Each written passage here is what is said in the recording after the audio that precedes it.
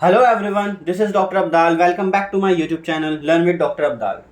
सो आज का topic start करते हैं और उससे पहले एक क्वेश्चन देखते हैं और उसी को फिर रिलेट करेंगे हम अपने आज के टॉपिक से। सो क्वेश्चन क्या है? Adding two elements of a subset A of natural numbers will always be in the same set. तो इस तरह का क्वेश्चन आप देखो कि अगर ए कोई नेचुरल नंबर का सबसेट है, मान लो ए मैंने ले लिया, कोई सा भी सबसेट उठा लो, 1 2 3 4 5, ठीक है। अब क्या इनके दो एलिमेंट्स को अगर मैं उठाऊं, कोई से भी दो एलिमेंट उठाओ, ठीक है, और उनको ऐड करो ए प्लस बी, तो क्या रिजल्ट भी हमेशा ए में जाएगा? क्या ऐसा हमेशा होगा? तो क्लियरली हमें दिख रहा है ऐसा नहीं होगा, क्योंकि अगर आप 1 + 2 करते हो, चलो वो 3 आ गया, 1 + 3 करा 4 आ गया, वो भी ए के अंदर है, ठीक है। लेकिन जब आप 1 + 4 और 1 + 5, यहाँ तक तो ए में जा रहा है, लेकिन ये ए में नहीं। 1 + 5 क्या होगा? 6, वो ए में नहीं जाएगा। तो या फिर 4 + 5 कर लो 9, तो वो भी ए में नहीं जाएगा। तो ऐसा ज़रूरी नहीं पॉसिबल हो। तो क्या अगर मैं इसको एक्सटेंड कर दूँ, अपने ए सेट को एक्सटेंड करके बना लूँ, तो क्या फिर ऐसा होगा? तो मैंने ए में जो जो रिक्वायरमेंट थी, जो जो एलिमेंट नए बन रहा है ऐड करके, लाइक 6 बन रहा था, 9 बन रहा था, मैक्सिमम 9 बन रहा है फॉर एग्जांपल, तो मैंने मान लो 9 तक ले लिया, तो क्या अब ये सेट कंप्लीट हो गया? क्या ये अब इस क्वेश्चन को सेटिस्फाई कर देगा? क्या ऐसा होगा हमेशा कि कोई से भी दो एलिमेंट ऐड करूँ और वो ए में ही चला जाए? तो ऐसा अभी भी नहीं हो रहा। क्यों? क्योंकि अगर मैं 8 + 9 करता हूँ, दो एलिमेंट को मैंने ऐड करा, तो ये क्या बन रहा है? 17, और 17 ए में नहीं है। तो मुझे क्या रिक्वायरमेंट दिख रही है कि मैं और भी एलिमेंट ऐड करने पड़ेंगे। तो इस तरह के सेट और इस तरह का जो ऑपरेशन, मतलब एक सेट ए है और उस पर एक ऑपरेशन मैंने एडिशन लिया है फिलहाल, अभी ज़रूरी नहीं वो एडिशन ही हो, कुछ भी हो सकता है वो।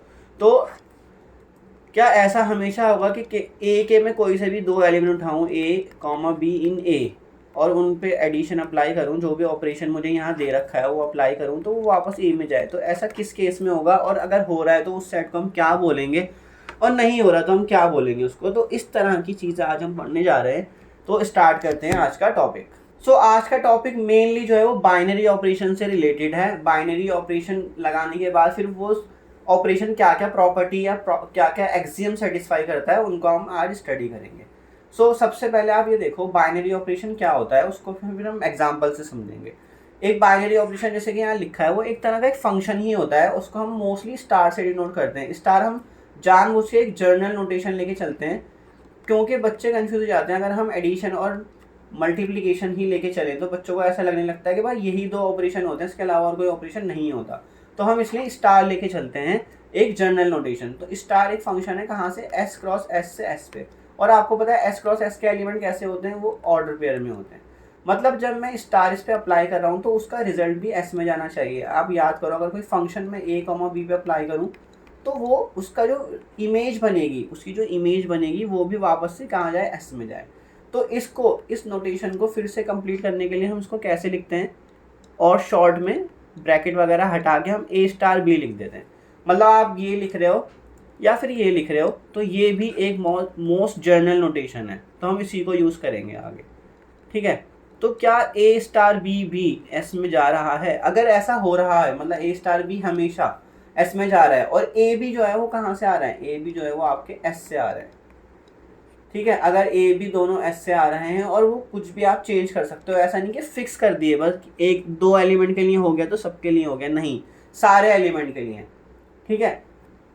फॉर एनी टू एलिमेंट, तो इसमें फॉर ऑल लगा देता हूँ मैं यहाँ पे।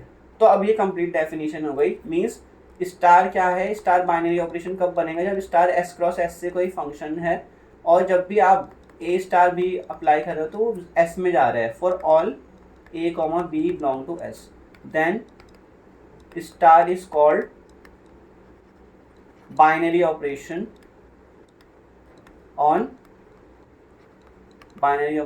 S, ठीक है। वो S पर बाइनरी ऑपरेशन कहलाएगा। और उसको कैसे लिखते हैं? मोस्ट जनरल नोटेशन एक और आती है, वो आती है S फिर कॉमा या फिर सेमी कॉलन, दोनों में से कुछ भी यूज़ कर सकते हो, स्टार, ठीक है।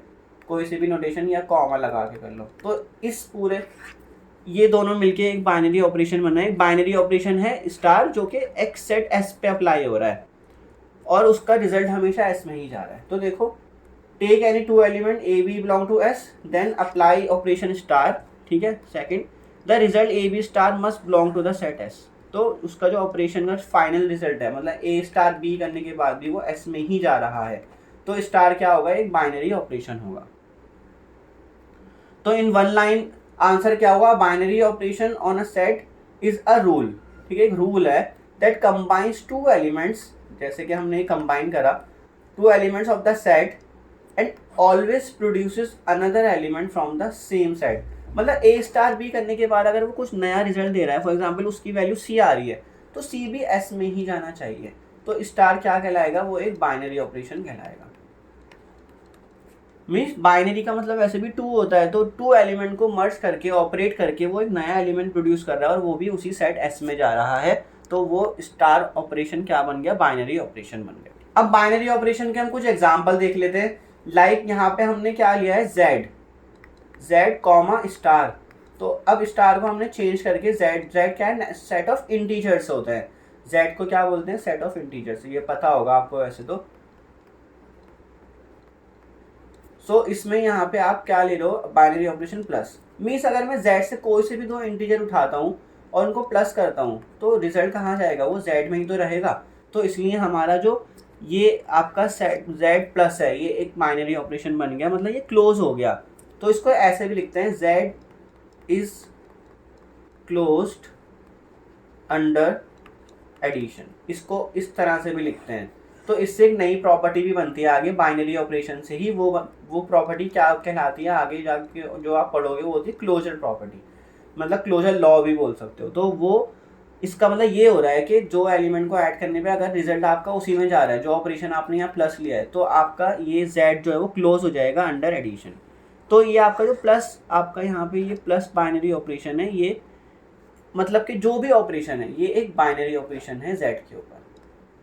ठीक है, ये बाइनरी ऑपरेशन का एग्जांपल मैं आपको दे रहा हूँ कि कोई से भी 2 एलिमेंट को ऐड करा तो उसका रिजल्ट भी z में ही जा रहा है। नेक्स्ट एग्जांपल देखो, तो यहाँ पे हमने क्या करा, सेट ऑफ नेचुरल नंबर ले रहे हैं। अब बाइनरी ऑपरेशन जो आपका स्टार है वो मैंने ले लिया माइनस, मतलब कि हम 2 एलिमेंट का डिफरेंस ले रहे हैं। तो ए स्टार बी की वैल्यू क्या बन रही है, ए माइनस बी। तो क्या 2 नेचुरल नंबर का डिफरेंस हमेशा नेचुरल नंबर रहता है। फॉर एग्जाम्पल 2 - 5 हम कर रहे हैं, ये मतलब ए है और ये आपका बी है, और माइनस क्या है, वो है स्टार। तो इसका रिजल्ट क्या है, -3, और -3 n में नहीं होता है। तो यहाँ पे ये एक माइनस जो आपने लिया है n के ऊपर, ये बाइनरी ऑपरेशन नहीं है।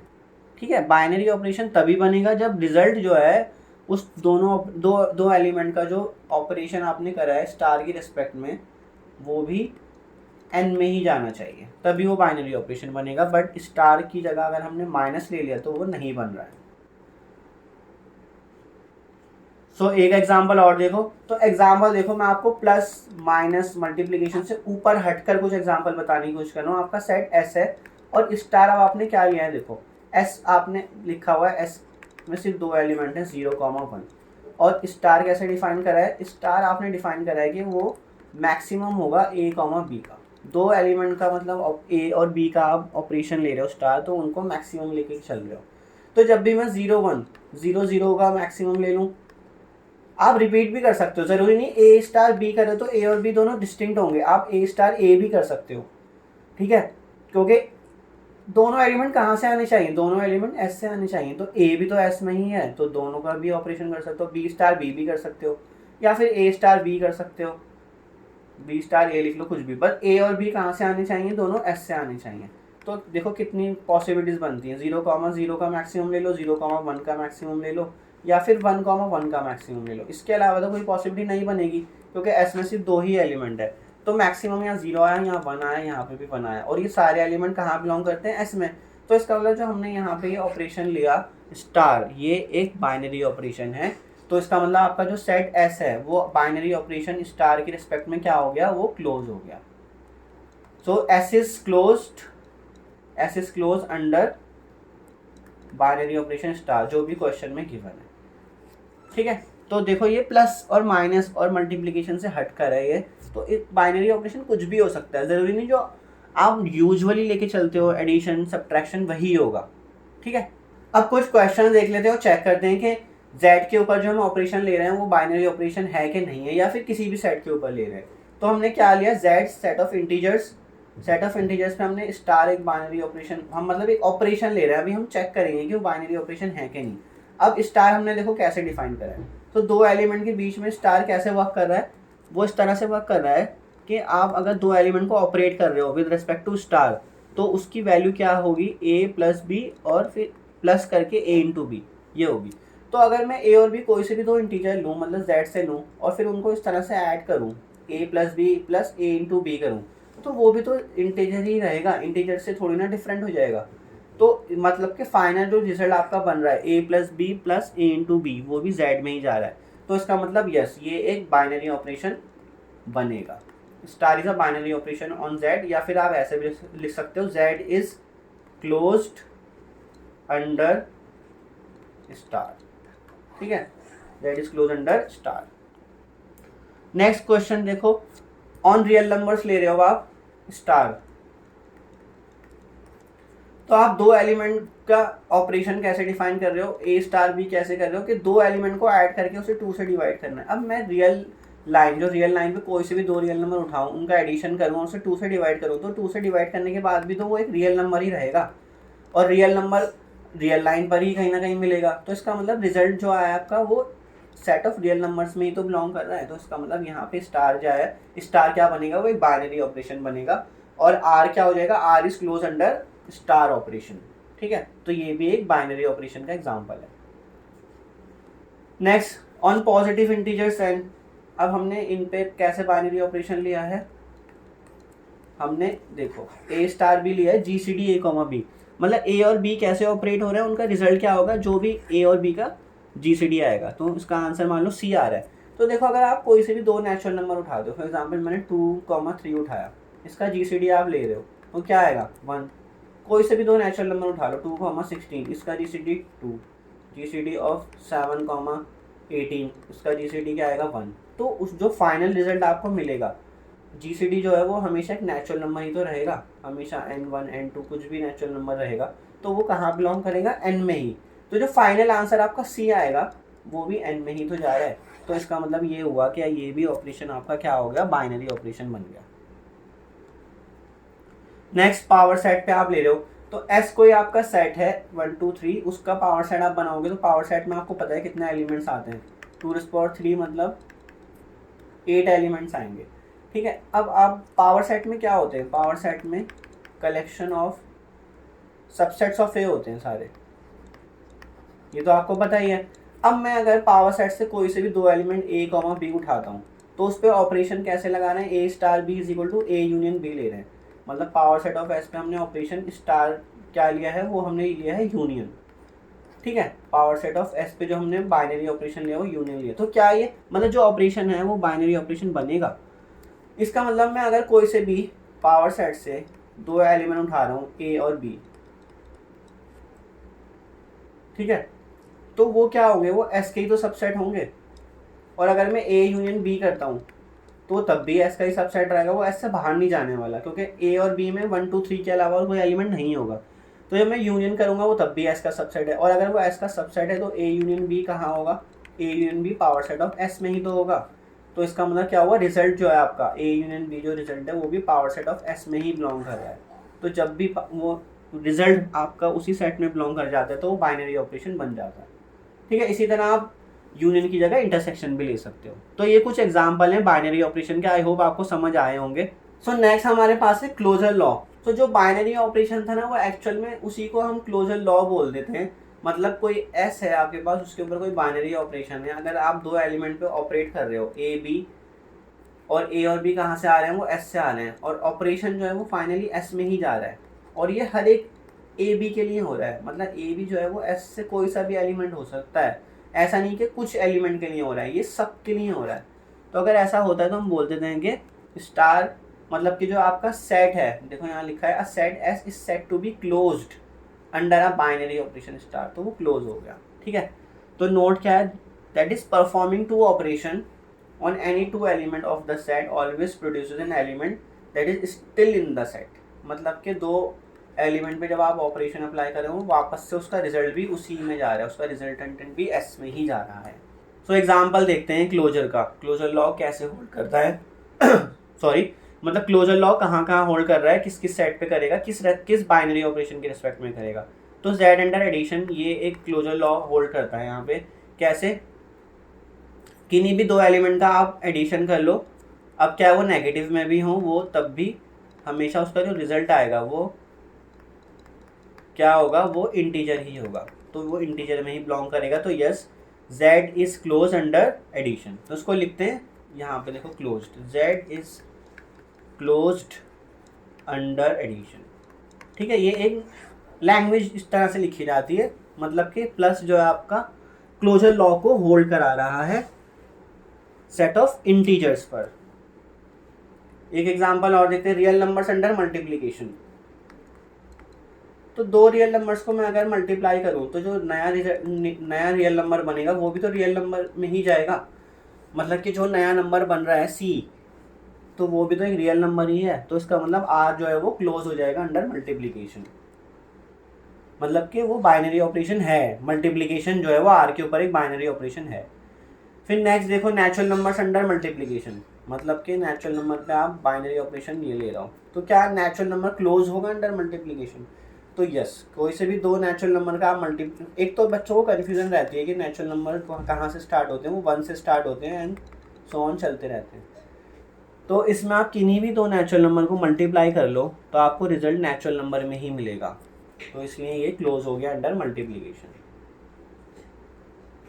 Next, matrices, same order matrices under addition. मतलब आपने क्या लिया, फॉर एग्जाम्पल के तौर पे हम क्या ले रहे हैं, M2R, मतलब set of all 2x2 matrices over real numbers. मतलब जो उसकी एंट्रीज होंगी ABCD, तो वो A और B और C और D कहाँ से आ रहे होंगे, वो सब रियल नंबर से आ रहे होंगे। तो इस तरह की सारी मैट्रिसेस का हमने कलेक्शन ले लिया, जितनी भी इनफाइनाइट मैट्रिक्स बन रही हैं, और उस पर हम बाइनरी ऑपरेशन क्या ले रहे हैं, इसको जो नोटेशन लेते हैं सेट M2R, उस पर हम जो यूजुअल एडिशन लेते हैं।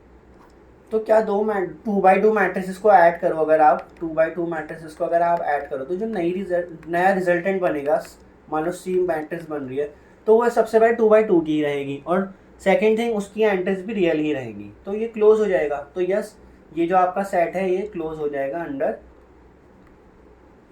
अंडर मैट्रिक्स एडिशन, या फिर यूजुअल भी लिख सकते हो, मैट्रिक्स यूजुअल एडिशन जो आप लिखो। ठीक है, अब एग्जांपल देख लेते हैं जहाँ पे क्लोजर प्रॉपर्टी फेल होती है, यहाँ पे मतलब क्लोजर लॉ फेल होता है। तो कुछ एग्जांपल आप खुद से भी बनाना सीखना, बाकी मैं बता रहा हूँ आपको कुछ। जैसे नेचुरल नंबर ले लिया अंडर सब्ट्रैक्शन तो क्या ये नेचुरल नंबर अंडर सब्ट्रैक्शन एक क्लोजर लॉ को होल्ड कराएगा? तो नहीं कराएगा। क्यों?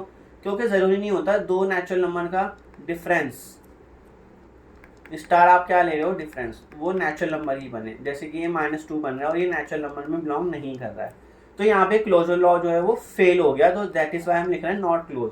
तो इसको लिखते हैं n, नोट मतलब लैंग्वेज में कैसे लिखते हैं, n is not closed under subtraction. ठीक है, इस तरह से आप लिखना सीख लेना इसको लैंग्वेज में। नेक्स्ट देखो, इंटीजर्स अंडर डिवीजन, मतलब कि हमने सेट ऑफ इंटीजर्स लिया और अंडर डिवीजन ले लिया, तो क्या ये z क्लोज होगा अंडर डिवीजन?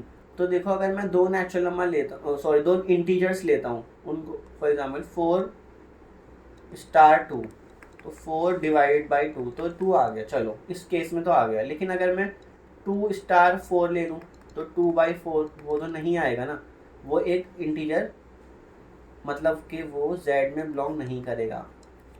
या फिर 1*5 ले लिया, 1 डिवाइड बाई 5, वो भी z में बिलोंग नहीं करेगा। तो इसलिए z is not close under division. तो ये ऐसे एग्जाम्पल है जहाँ पे क्लोजर लॉ फेल हो रहा है। Like even number under division, वो भी सेम चीज़ है, मतलब आपने e ले लिया अंडर डिवीजन। e क्या है, इवन नंबर्स, इवन नंबर जितने भी हैं आपके पास। तो अब देखो 6*12 ले लिया आप, तो 6 डिवाइड बाई 2, 12, तो ये वापस से ई सेट में नहीं जाएगा, नेचुरल नंबर इवन नंबर नहीं बनेगा ना, 6/12 तो 0.5 बनेगा, तो वो ई में नहीं है, तो इसलिए ये यहाँ पे भी क्लोजर लॉ आपका फेल हो रहा है। सो नेक्स्ट है आपके पास एसोसिएटिविटी। अब एसोसिएटिविटी क्या होती है कि अगर आपके पास कोई एस है सेट, उस पर बाइनरी ऑपरेशन है स्टार, तो अगर आप किन्हीं भी 3 एलिमेंट पे वो बाइनरी ऑपरेशन अप्लाई कर रहे हो, ठीक है, वो ऑपरेशन अप्लाई कर रहे हो और उसमें ग्रुपिंग चेंज कर रहे हो, मतलब पहले आपने ग्रुपिंग ए और बी के साथ करी थी, और जो आपका रिजल्टेंट आएगा, जहाँ यहाँ पे से जो रिजल्टेंट आएगा, मान लो डी आया, उसको फिर आप सी के साथ करोगे ऑपरेट। अब यहाँ पे ग्रुपिंग चेंज कर दी, तो बी और सी का जो रिजल्टेंट आएगा, मान लो बी और सी का रिजल्टेंट आया ई, और उसको आप ए के साथ ऑपरेट करोगे, तो उसमें आंसर सेम आना चाहिए। तो मतलब कि ग्रुपिंग आपने चेंज कर दी तो आंसर डिफर नहीं कर रहा। अगर ऐसा हो रहा है तो आपका एसोसिएटिविटी कहलाता है वो, मतलब आपका जो बाइनरी ऑपरेशन है वो क्या हो गया, वो एसोसिएटिव हो गया। बाइनरी ऑपरेशन इज एसोसिएटिव, ठीक है। सो देखो यहाँ लिखा भी है, the order remains the same, मतलब ए बी सी का ऑर्डर सेम ही है, बस ग्रुपिंग चेंज कर दी, कभी आपने ए और बी को साथ में कर दिया, कभी बी और सी को साथ में कर दिया, ओनली द ब्रैकेट्स चेंज, ठीक है। सो एसोसिएटिविटी के कुछ एग्जांपल देख लेते हैं। अंडर एडिशन इंटीजर्स, मतलब क्या, अगर मैं किन्हीं 2-3 इंटीजर्स को, फॉर एग्जांपल 4 + 5 + 7, इसकी मैं ग्रुपिंग यहाँ पे ऐसे कर रहा हूँ, और क्या ये इसके इक्वल होगा। अब मैंने 5 और 7 के साथ ग्रुपिंग कर दी, तो 9 + 7 कर रहे हो यहाँ पे, मतलब रिजल्ट पहले 9 आया फिर +7 करोगे, और यहाँ पे रिजल्ट क्या आएगा 4+, ये आप करते हो यूजुअली जो आप करते हो, ठीक है। ये 16 आया आंसर, यहाँ पे भी 16, तो ग्रुपिंग चेंज करने पे आंसर पे डिफरेंस कुछ नहीं आता, तो इसलिए ये यहाँ पे एसोसिएटिव लॉ को होल्ड करेगा। तो एसोसिएटिविटी यहाँ होल्ड कर रही है जेड अंडर एडिशन पर, ठीक है। नेक्स्ट इंटीजर्स अंडर मल्टीप्लिकेशन, तो मतलब 3 इंटीजर्स को आप फॉर एग्जांपल -2 × -7 × 5 ऐसे कर लो, इसमें ग्रुपिंग आपने 7 के साथ कर लो पहले, या फिर -2 बाहर करके -7 और 5 की कर लो, तो आंसर दोनों में सेम ही आएगा। तो z अंडर मल्टीप्लिकेशन में एसोसिएटिव लॉ होल्ड करता है। नेक्स्ट मैट्रिक्स एडिशन, तो आप 3 मैट्रिक्स को फॉर एग्जांपल आपने 2x2 मैट्रिक्स लेंगे सारी ओवर R, तो ए बी सी तीनों क्या हैं, 2x2 मैट्रिक्स हैं। इनको आप कैसे भी ऐड कर लो, a + b करके c में ऐड कर लो, या फिर b + c करके a में ऐड कर लो, तो आपका रिजल्ट जो है वो हमेशा सेम आएगा। तो इसलिए यहाँ पे इस सेट के ऊपर, मतलब M2R क्या होता है, collection of all 2x2 matrices over real numbers, मतलब ABCD लिया आपने 2x2, और ABCD कहाँ से आ रहे हो, चारों के चारों रियल से आ रहे हैं, तो अंडर मैट्रिक्स एडिशन यहाँ पे एसोसिएटिविटी होल्ड करेगी। देन फंक्शन कंपोजिशन, तो फंक्शंस आप पढ़ के आओ, फॉर एग्जांपल आपके FGH जितने भी फंक्शन है वो कहाँ से कहाँ है, R से R पर है, वो मान लो सेट ऑफ रियल से सेट ऑफ रियल पर कुछ भी फंक्शन है, तो आप कंपोजिशन में आप पहले F और G का कंपोजिशन करके फिर H के साथ कंपोजिशन कर रहे हो, या फिर G of H का कंपोजिशन करके आप F के साथ कर रहे हो, तो रिजल्ट आपका सेम आएगा। ये मैंने कंपोजिशन ऑफ फंक्शंस पे एक वीडियो भी बना रखी है, आप उसमें जाके देखना कि फंक्शन का कंपोजिशन कैसे करते हैं। तो यहाँ पे आपका फंक्शन सेट क्या है, मतलब आप ये ले लो, set of all the functions on R, और आपने बाइनरी ऑपरेशन क्या लिया, कंपोजिशन ऑफ फंक्शन। तो ये जो आपका बाइनरी ऑपरेशन है ये क्या हो रहा है, FR के ऊपर set of all the functions on R, उसके ऊपर ये एसोसिएटिव हो रहा है। सो अब कुछ एग्जांपल देख लेते हैं जहाँ पे एसोसिएटिविटी फेल करती है। तो आप यहाँ पे ले लो example natural number under subtraction, तो आप इवन आप नेचुरल नंबर भी ना लो, आप Z भी ले लो, क्या है, ठीक है। तो देखो 5 * 3 * 2, हम हमेशा स्टार ही लिखते हैं ना पहले, फिर स्टार को कुछ भी ले लेते हैं। अब यहाँ पे भी मैंने स्टार करा, अब मैं यहाँ पे ग्रुपिंग चेंज कर रहा हूँ, 5 की 3 के साथ कर दी और 3 की 2 के साथ कर दी, और स्टार क्या लिया आपने, स्टार लिया आपने सब्ट्रैक्शन, तो स्टार की जगह मैंने सब्ट्रैक्शन लिख दिया, ठीक है। अब रिजल्ट देखो क्या बनेगा, ये बनेगा 2 - 2, और ये राइट हैंड साइड पे क्या बनेगा 5 - 1, तो यहाँ पे ये क्या आया 0, और यहाँ पे क्या आया 4, तो यहाँ पे आपका ये दोनों वैल्यू नॉट इक्वल आ रही है, इसलिए एसोसिएटिविटी होल्ड नहीं करेगी। तो आप क्या है Z माइनस ले लो, क्या N माइनस ले लो, उस पर एसोसिएटिविटी होल्ड नहीं करेगी, ठीक है। नेक्स्ट डिवीजन ले लिया आपने। अब डिवीजन आप मान लो नेचुरल नंबर्स पे ले रहे हो, तो देखो 8 स्टार 4 स्टार 2, 8 स्टार 4 स्टार 2, क्योंकि स्टार मैं इसलिए लिख रहा हूँ क्योंकि एक जर्नल नोटेशन है। अब मैं उसको ग्रुपिंग चेंज कर रहा हूँ और स्टार को अब मैं डिवीजन से रिप्लेस कर रहा हूँ।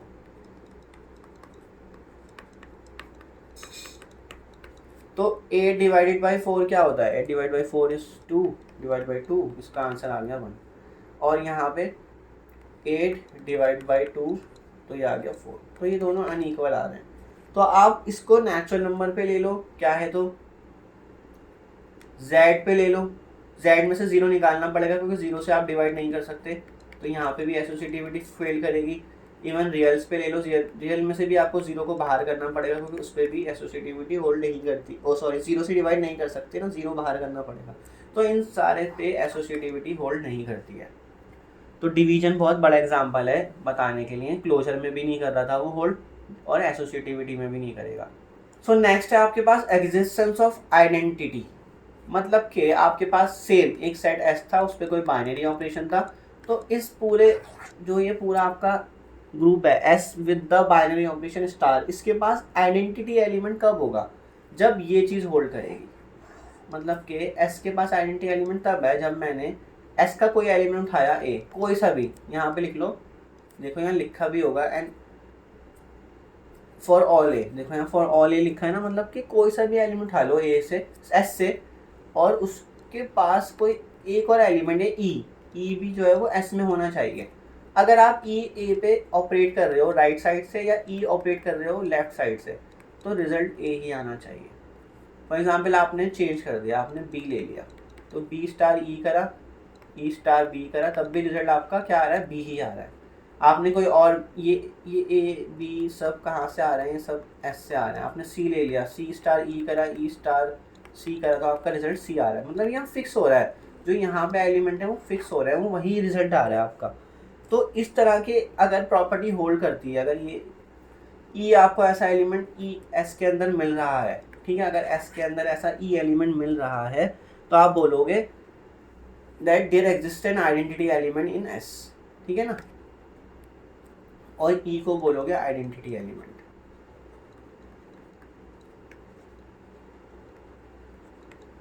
ठीक है, so note, an identity element is a value that does not change any element when used in the operation. मतलब कि स्टार आपका कुछ भी ऑपरेशन हो रहा है और अगर एस के पास आइडेंटिटी है तो ऑपरेशन में अप्लाई करने पे वो दूसरे एलिमेंट को कुछ चेंज नहीं करेगा, does not change any element. ठीक है, तो एग्जाम्पल से समझेंगे आइडेंटिटी। अदरवाइज डेफिनेशन अगर आती है कि what is the identity element in a set, तो आपको ये डेफिनेशन लिखनी पड़ेगी इन जनरल। एग्जाम्पल से बताओगे तो थोड़ा वो सही नहीं समझा जाता है, एग्जाम्पल क्योंकि पर्टिकुलर केसेस को कवर करता है, वो इन जनरल बात नहीं करता है। तो अब कुछ एग्जाम्पल देख लेते हैं जहाँ पे आइडेंटिटी एग्जिस्ट करती है। तो हमने लिया set of integers under addition.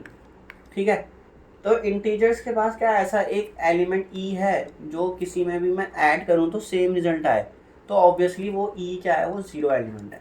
मतलब मैं 2 + 0 करूँ तो कहीं से भी ऐड कर लूँ ज़ीरो को, राइट से या लेफ्ट से, तो रिजल्ट 2 ही आएगा। 6 + 0, 0 + 6, तो रिजल्ट सेम ही आएगा। -2 + 0 और 0 प्लस, देखो इसको ऐसे लिखेंगे 0 + -2, क्योंकि बाइनरी ऑपरेशन आपका प्लस है तो आपको प्लस दिखाना पड़ेगा कि वो है, वो आपका बाइनरी ऑपरेशन वहाँ पर है, आप उसको अप्लाई करने के बाद -2 आ रहा है, तो रिजल्ट आपका हमेशा सेम आ रहा है। तो कोई सा भी ए ले लो जेड से, तो रिजल्ट आपको सेम दे रहा है। तो यस, जेड अंडर एडिशन के पास आइडेंटिटी एलिमेंट एग्जिस्ट करता है। ठीक है, तो यहाँ लिखा भी हुआ है, देखो आइडेंटिटी एग्जिस्ट करती है इसमें, विच इज़ दी 0। नेक्स्ट आपके पास रियल नंबर्स अंडर मल्टीप्लीकेशन। तो मल्टीप्लिकेशन मतलब कि आपके पास क्या कोई ऐसा एलिमेंट एग्जिस्ट कर रहा है ई, जिसमें आप जब ऑपरेट करो तो वो ए एलिमेंट आ जाए। अब ए आपने ई क्या सॉरी स्टार क्या लिया है? स्टार आपने मल्टीप्लिकेशन लिया है, तो आपने मल्टीप्लाई कर दिया। तो अब मैं ई ऐसा क्या एलिमेंट लूँ कि किसी भी रियल नंबर से मल्टीप्लाई करूँ तो रिजल्ट सेम आए, तो ऑब्वियसली वो 1 होगा। ठीक है, तो 1 एलिमेंट लेने पे 1 को किसी से भी मल्टीप्लाई कर लो, लेकिन 0 से भी कर लो अगर, तो आपका रिजल्ट क्या आया, 0 आया। मतलब यहाँ 0 क्या है, वो a है, और 1 क्या है, वो e है। ठीक है, तो इसमें आइडेंटिटी एग्जिस्ट करेगी। मैट्रिसेस अंडर एडिशन, मतलब set of all the matrices लेनी, n बाई n मैट्रिसेस। देखो MNR का मतलब है set of all the n by n matrices over the real numbers, मतलब जो उसकी एंट्रीज हैं वो रियल नंबर्स हैं, और हम यूजुअल एडिशन ले रहे हैं जो मैट्रिक्स का एडिशन होता है। तो 0 मैट्रिक्स को आप किसी के भी साथ ऐड करो तो आंसर आपका वही आएगा a। तो इसके पास भी आइडेंटिटी एलिमेंट एग्जिस्ट करता है। ठीक है, देन मैट्रिसेस अंडर मल्टीप्लीकेशन, मतलब आपने सेट क्या लिया, सारी n बाई n मैट्रिसेस का कलेक्शन ले लिया और अंडर यूजुअल मल्टीप्लीकेशन। ठीक है, मतलब यहाँ पे डॉट क्या है, वो यूजुअल मल्टीप्लीकेशन है, जो आप मैट्रिसेस में मल्टीप्लाई करते हो वो है वो। ठीक है, तो क्या मैं ऐसी मैट्रिक्स ढूंढ सकता हूँ जो किसी मैट्रिक्स से भी मल्टीप्लाई करूँ तो आंसर सेम आए। तो ए को मैं अगर आइडेंटिटी मैट्रिक्स से, मतलब ये n बाई n मैट्रिक्स है, उसको मैं n by n identity matrix से मल्टीप्लाई करता हूँ तो मेरे पास रिजल्ट ऑब्वियसली सेम ही आएगा, n बाई n मैट्रिक्स वापस आ जाएगी वही। तो इसके पास भी आइडेंटिटी एलिमेंट एग्जिस्ट करता है। Next, power set under union. तो हमने यूनियन प्रूफ कर दिया था कि वो एक बाइनरी ऑपरेशन होता है और यूनियन जो है वो एसोसिएटिव भी होता है। ठीक है, अब हम ये चेक करने जा रहे हैं इस पर कि आइडेंटिटी एलिमेंट एग्जिस्ट करता है इस पर। तो यस करता है। कैसे करता है, देखो, अगर मैं ए के अंदर एम्प्टी सेट को यूनियन करूँ, अब मैं किसी भी साइड से कर लूँ उसको, तो रिजल्ट मेरा ए ही तो रहेगा, क्योंकि एम्प्टी सेट में कुछ भी नहीं होता तो वो ए पे कुछ डिफरेंस डालेगा ही नहीं। ठीक है, तो इसलिए मतलब ये हुआ कि यस इसके पास आइडेंटिटी एलिमेंट एग्जिस्ट करता है, power set S under the binary operation union. ठीक है, वो फिक्स कर रहा है। तो power set of S under the binary operation intersection, इसकी आइडेंटिटी क्या होगी। ठीक है, इसकी तो आइडेंटिटी हमें पता लग गई, इसकी आइडेंटिटी है फाई, जो आपका ई एलिमेंट, नोटेशन हम स्टैंडर्ड ई से लिखते हैं आइडेंटिटी को, तो वो क्या है, फाई एम्प्टी सेट। तो power set of S with intersection, इसमें आइडेंटिटी एलिमेंट क्या होगा, मतलब मैं कोई सा भी सेट ए ले रहा हूँ, उसका इंटरसेक्शन में किस सेट के साथ करूँ। ठीक है, इंटरसेक्शन में किस सेट के साथ करूँ कि मुझे वापस से ए मिल जाए। तो पावर सेट ऑफ एस में सबसे बड़ा जो सेट होता है वो एस होता है। तो अगर मैं इस पावर सेट ऑफ एस में जितने भी एलिमेंट होते हैं वो एस के सबसेट ही होते हैं, है ना, एस के ही तो सबसेट होते हैं। तो अगर मैं एस का कोई सा भी सबसेट लूँ, उसका ए के साथ इंटरसेक्शन कर दूँ, मतलब एस का कोई सा भी सबसेट लूँ और उसका एस के साथ इंटरसेक्शन कर दूँ, तो जो एस है वो सबसे बड़ा है, तो ऑब्वियसली इंटरसेक्शन करने के बाद ए ही तो आएगा, मतलब एस जो है वो सबसे बड़ा सेट है और ए उसके अंदर ही है कहीं। तो अगर मैं ए का एस के साथ इंटरसेक्शन कर रहा हूँ तो मुझे क्या मिलेगा, मुझे ए ही तो मिलेगा, क्योंकि ए एस के अंदर ही तो बैठा है। तो इसका मतलब ये हुआ कि power set of S under the binary operation intersection, जो मैंने लिया है यहाँ पे बाइनरी ऑपरेशन, उसकी जो आइडेंटिटी एलिमेंट होगी वो एस ही होगा। तो देखो कितनी इंटरेस्टिंग सी चीज़ लग रही है यहाँ पे कि सेट जो खुद था जिसके सबसेट लिए गए थे वही आइडेंटिटी एलिमेंट बन गया। सो अब एग्जाम्पल देख लेते हैं जहाँ आइडेंटिटी एलिमेंट एग्जिस्ट नहीं करता है। तो यहाँ पे हमने नेचुरल नंबर ले लिया under addition. Addition binary operation होता है, एसोसिएटिव होता है, बट आइडेंटिटी एलिमेंट नहीं होता। मतलब अगर मैं कोई सा भी नेचुरल नंबर n ले रहा हूँ तो उसमें मैं क्या ऐड करूँगी, मुझे वापस से n मिल जाए, तो ऑब्वियसली वो एलिमेंट ज़ीरो होता, बट ज़ीरो एलिमेंट n में होता ही नहीं है।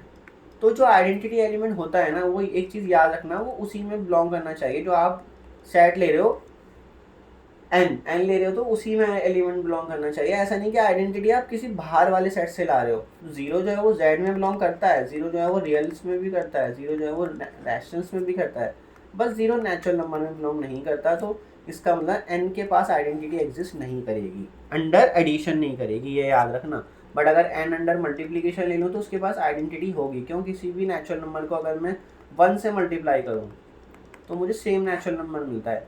तो इसमें इस सेट में आइडेंटिटी एलिमेंट 1 है, बट n प्लस में जो है n प्लस में आइडेंटिटी एलिमेंट एग्जिस्ट ही नहीं करेगा, n डॉट में करेगा, n मल्टीप्लीकेशन में करेगा आइडेंटिटी एलिमेंट 1। सो नेक्स्ट है इंटीजर्स अंडर सब्ट्रैक्शन। क्या सब्ट्रैक्शन की रेस्पेक्ट में, मतलब z माइनस इसकी रेस्पेक्ट में आइडेंटिटी एलिमेंट होता है। तो आइडेंटिटी एलिमेंट की डेफिनेशन क्या आती है कि a स्टार e करो और e स्टार a करो तो मुझे सेम रिजल्ट मिलना चाहिए। तो इन केस अगर आपने ई को 0 भी ले लिया, ठीक है, अब मान लो मैंने यहाँ पे ले लिया 5, तो 5 स्टार क्या है, स्टार बाइनरी ऑपरेशन है माइनस, तो क्या 5 माइनस 0 और 0 माइनस 5 क्या हमेशा 5 ही आएगा? तो नहीं आएगा, क्योंकि 5 माइनस 0 तो 5 है, बट 0 माइनस 5 जो है वो -5 है। और आइडेंटिटी का रूल क्या कहता है, लॉ जो है वो ये कहता है कि जब भी आइडेंटिटी एलिमेंट को ऑपरेट करोगे किसी भी एलिमेंट ए पर, आइडेंटिटी एलिमेंट को ए पे ऑपरेट करने पे ए ही आना चाहिए। बट यहाँ पे तो देखो 5 माइनस 0 तो 5 आ गया, लेकिन 0 माइनस 5 जो है वो -5 आ रहा है। आपके दोनों आंसर डिफर कर रहे हैं, तो इसलिए ये आइडेंटिटी एलिमेंट सब्ट्रैक्शन की रिस्पेक्ट में होल्ड यहाँ पे एग्जिस्ट ही नहीं करेगा, ठीक है। सो नेक्स्ट है हमारे पास एग्जिस्टेंस ऑफ इनवर्स।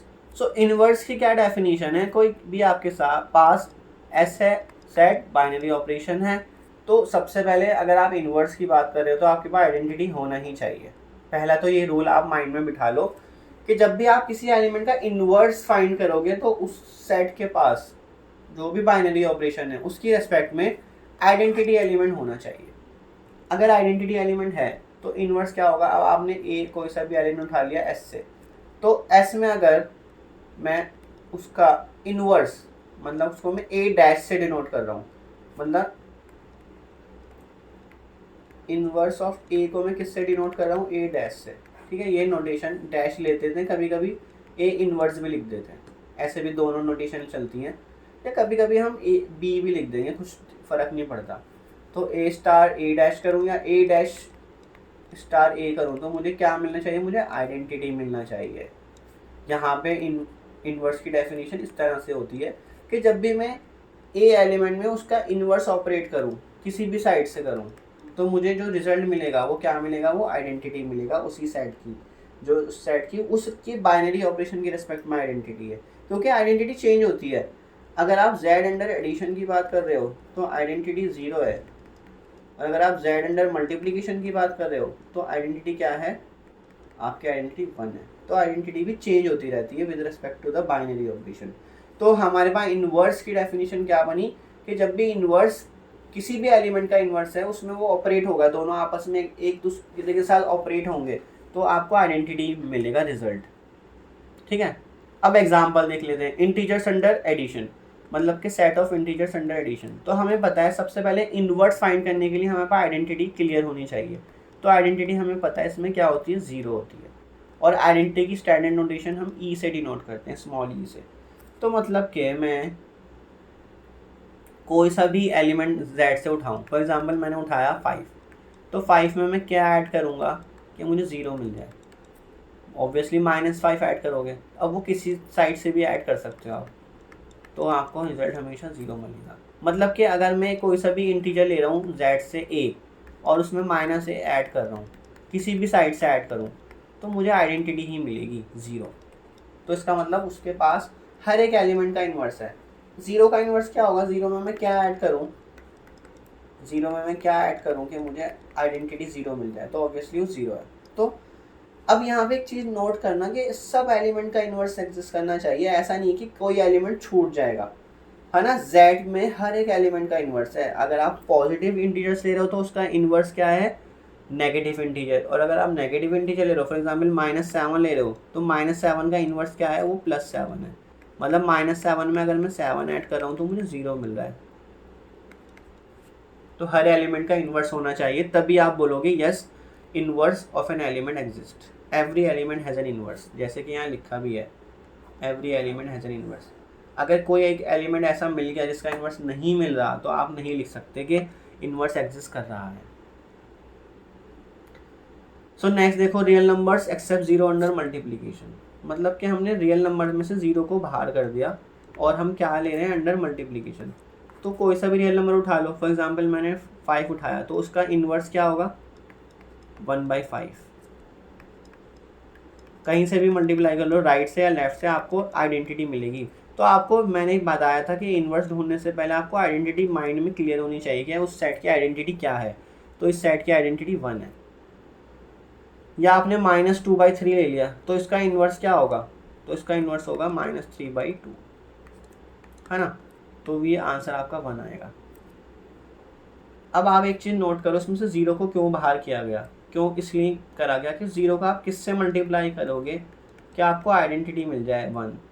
तो 0 को ऐसा कोई नंबर ही नहीं होता जिससे मल्टीप्लाई करो तो 1 मिल जाए, तो इसलिए हमने उसको बाहर कर दिया था। अगर आप ये लिखते आर डॉट इतना लिखते तो इसके पास आइडेंटिटी तो है बट इनवर्स सारे एलिमेंट का नहीं है। Inverse of 0 does not exist, so hence inverse does not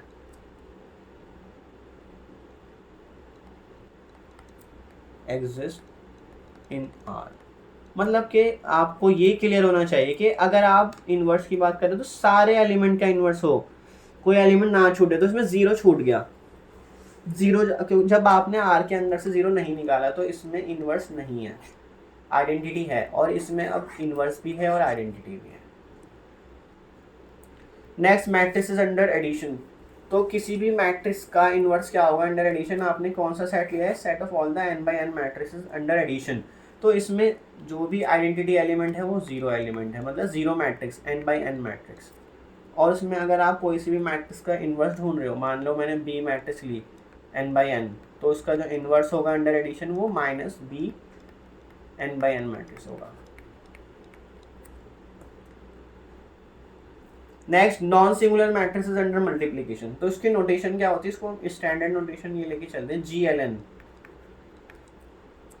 under multiplication. मतलब कौन सी मैट्रिसेस है इसमें? वो सारी मैट्रिसेस हैं A जिनका डिटर्मिनेंट नॉन जीरो है, ठीक है ना। A कोई n by n मैट्रिक्स है और उन कोई सी भी मैट्रिक्स ले लो A, उसका डिटर्मिनेंट नॉन जीरो होगा, ठीक है। डिटर्मिनेंट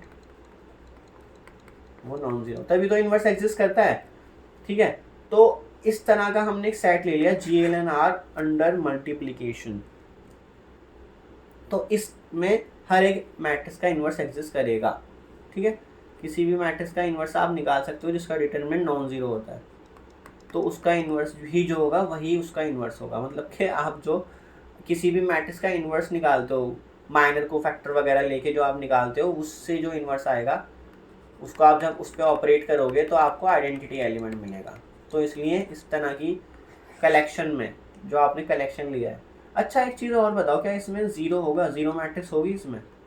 तो इसमें 0 मैट्रिक्स नहीं होगी, क्यों? क्योंकि 0 मैट्रिक्स का डिटर्मिनेंट 0 आता है, तो इसमें 0 नहीं होगा। तो आपको 0 का इन्वर्स निकालने की कोई प्रॉब्लम नहीं आएगी, क्योंकि इसमें वो है ही नहीं, तो उसका इन्वर्स क्यों ढूंढना है हमें।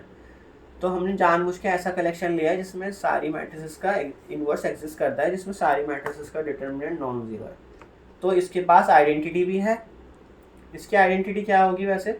इसकी आइडेंटिटी होगी आइडेंटिटी मैट्रिक्स n ऑर्डर की। अब नेक्स्ट देख लेते हैं इंटीजर्स अंडर मल्टीप्लिकेशन। हमने इंटीजर्स ले लिया अंडर मल्टीप्लिकेशन, क्या इनमें इन्वर्स एग्जिस्ट करेगा? तो सबसे पहले तो हमें आइडेंटिटी क्लियर है, आइडेंटिटी इसमें 1 होती है अंडर मल्टीप्लिकेशन में। तो मुझे बताओ क्या 2 का इन्वर्स एग्जिस्ट करेगा? 2 को मैं किससे मल्टीप्लाई करूँ कि किसी भी साइड से कि मुझे 1 मिल जाए? तो आपके माइंड में आएगा 1/2, बट 1/2 जो है वो z में नहीं है। तो एक चीज़ और ध्यान रखना, अगर a का इनवर्स a डैश है तो a डैश भी उसी सेट से आना चाहिए जिसमें आप इनवर्स ढूंढ रहे हो। अगर a एलिमेंट s से है और आप a एलिमेंट का इनवर्स ढूंढ रहे हो और वो इनवर्स a डैश आप बोल रहे हो, तो वो भी s में ही होना चाहिए।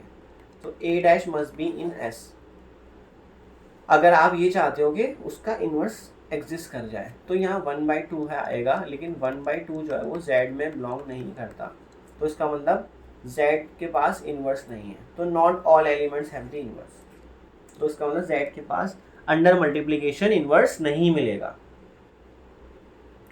Then real numbers under multiplication including 0, जो मैं आपको बता चुका हूँ कि मैंने ये सेट ले लिया बाइनरी ऑपरेशन, क्या लिया? डॉट मतलब multiplication, set of real number. इसमें आइडेंटिटी क्या होता है? इसमें आइडेंटिटी 1 होता है अंडर मल्टीप्लिकेशन। अब मैं रियल्स में मुझे पता है 2 का मल्टीप्लिकेटिव इन्वर्स 1/2 है, 3 का मल्टीप्लिकेटिव इन्वर्स 1/3 है, -7 का मल्टीप्लिकेटिव इन्वर्स क्या होगा? -1/7, ठीक है। हर किसी का है लेकिन 0 का नहीं है। 0 को मैं किससे मल्टीप्लाई करूँ कि मुझे 1 मिल जाए? तो इसलिए 0 का मल्टीप्लिकेटिव इन्वर्स आपको नहीं मिल रहा है, तो इसलिए inverse does not exist for all the elements, मतलब कि इस सेट के पास इनवर्स नहीं होगा। आप सीधा सीधा ये बोल दोगे कि inverse does not exist in R dot. Her element का मिलना चाहिए, ये ध्यान रखना, अपने दिमाग में डाल लो बात कि इनवर्स में हर एक एलिमेंट का इनवर्स होगा, तभी आप बोलोगे कि यस इनवर्स एग्जिस्ट। अगर एक भी एलिमेंट ऐसा मिल गया जिसका इनवर्स नहीं मिल रहा तो इनवर्स एग्जिस्ट नहीं कर रहा। सो लास्ट एग्जांपल देखो, मैट्रिसेस अंडर मल्टीप्लिकेशन। अब यहाँ पे मैंने सारी मैट्रिसेस उठा ली n बाई n ऑर्डर की, ठीक है। इसमें मैंने ये नहीं देखा कि उसका डिटर्मिनेंट जीरो है या नॉन जीरो। सारी मैट्रिसेस मतलब ए कोई n बाई n मैट्रिक्स है, उसका डिटर्मिनेंट जो है वो जीरो भी हो सकता है और उसका डिटर्मिनेंट जो है वो नॉन जीरो भी हो सकता है। तो इस तरह का कलेक्शन उठा लिया। अब मुझे पता है अंडर मल्टीप्लिकेशन मेरे पास आइडेंटिटी तो है, इस आई को मैं किसी भी मैट्रिक्स से मल्टीप्लाई करूँगा तो मुझे सेम रिजल्ट आएगा, तो आइडेंटिटी तो है। अब मुझे बताओ क्या इसमें क्या हर एक मैट्रिक्स का इन्वर्स एग्जिस्ट करता है? नहीं करता ना। अगर ए मैट्रिक्स मैंने ऐसे उठा ली जिसका डिटर्मिनेंट ही जीरो है तो उसका इन्वर्स कभी एग्जिस्ट ही नहीं करेगा कि मुझे आइडेंटिटी मिल जाए, क्योंकि जिस भी मैट्रिक्स का डिटर्मिनेंट जीरो होता है उसका इन्वर्स एग्जिस्ट ही नहीं करता। मतलब कि उसका अगर इन्वर्स ऐसा इन्वर्स जो उसको मल्टीप्लाई करो ए से ही तो मुझे आइडेंटिटी मिल जाए। तो एक तो ये केस कैंसिल हो गया, मतलब कि इन सारे एलिमेंट के इन्वर्स नहीं मिलेंगे जिनका डिटर्मिनेंट जीरो है। ऐसे लिख लो, if A belongs to M N R dot such that determinant of A is 0, then inverse of A does not exist। ठीक है, एक तो ये रीज़न हो गया। सेकंड रीज़न है इनवर्स ऑफ ज़ीरो। भूल गए आप, ज़ीरो का भी इनवर्स नहीं होगा। Inverse of zero n by n matrix जो ज़ीरो n ऑर्डर की ज़ीरो मैट्रिक्स है, inverse of zero does not exist in MNR। ठीक है, हम इनवर्स उसी में होना चाहिए, ऐसा नहीं इनवर्स आप बाहर से उठा के ले आओ किसी का भी। तो इस केस में क्या हुआ, हमारे पास बहुत सारी ऐसी मैट्रिसेस मिल गई। रियल नंबर्स में तो सिर्फ एक रियल नंबर अंडर मल्टीप्लिकेशन में तो सिर्फ जीरो मिल रहा था जिसका इन्वर्स नहीं था, बट इस सेट में मुझे इनफाइनाइट मैट्रिसेस मिलेंगे जिनका इन्वर्स नहीं मिलेगा। तो इसका मतलब इस केस में भी इन्वर्स एग्जिस्ट नहीं कर रहा। सो आई होप आपको ये टॉपिक अच्छे से समझ आया होगा, binary operation, closure, associative, identity and inverse. फिर इन्हीं के बेस पे हम आगे और बहुत सारी डेफिनेशन पढ़ने जाएंगे, तो इनको याद रखना कि सारी प्रॉपर्टीज, डेफिनेशन, लॉस क्या होते हैं। ठीक है, तो अगर आपको मेरा कंटेंट अच्छा लग रहा है, समझ आ रहा है, तो अपने फ्रेंड के साथ शेयर करो। फिर मिलेंगे नेक्स्ट वीडियो में। Thank you so much.